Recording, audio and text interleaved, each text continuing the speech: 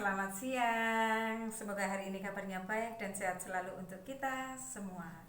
Untuk kali ini ada satu cerita yang ingin aku bagikan kepada kalian tentang satu hal yang terkadang membuatku sampai saat ini tidak nyaman, yaitu ketika mendengar suara sirine ambulans.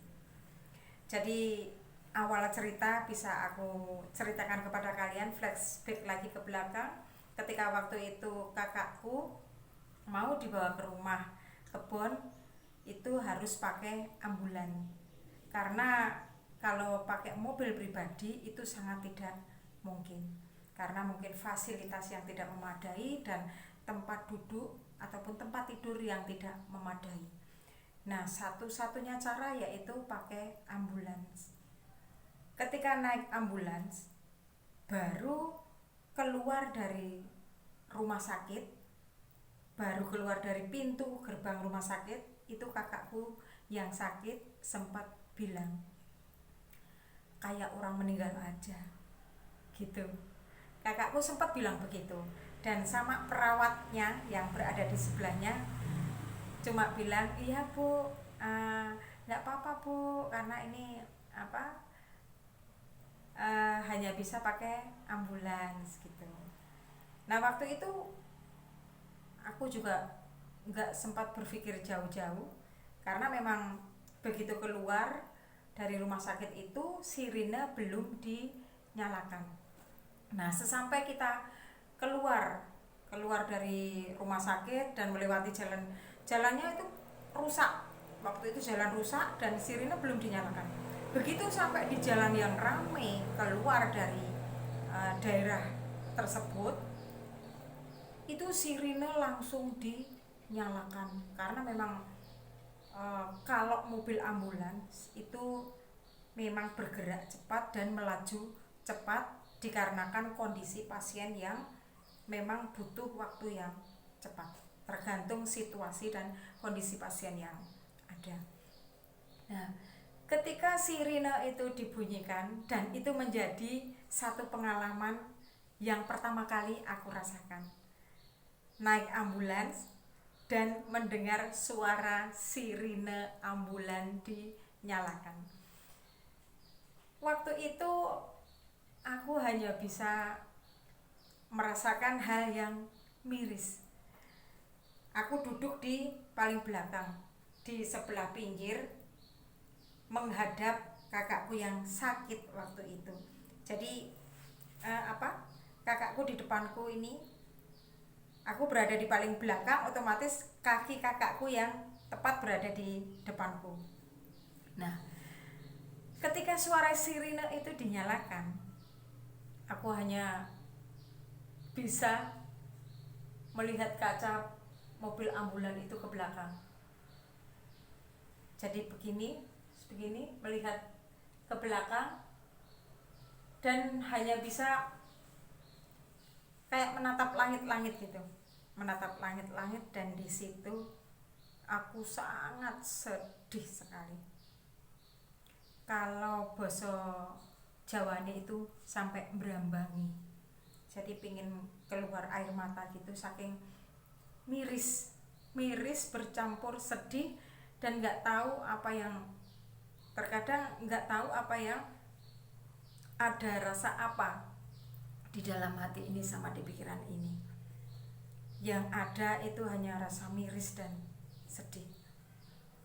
Ketika perjalanan jalan rame, itu memang suara itu terus dinyalakan, terus dibunyikan sirine itu. Jadi sampai hari ini masih terngiang-ngiang sekali. Terkadang kalau mendengar ada suara sirine dari jauh, itu tek, langsung ingat karena itu menjadi satu momen pertama kali ketika aku harus naik ambulans dan menemani kakakku sendiri yang sakit, dan pada akhirnya harus meninggal. Itu membuat satu memori ini menjadi penuh ketika mendengar suara sirine. seperti tadi malam. Tadi malam itu aku keluar naik motor, dan kebetulan di jalan raya itu ada suara sirine dari belakang. Tek. Aku berpikir, aduh, ada ambulans. Dan itu begitu sampai mobil ambulans itu nyalip motorku.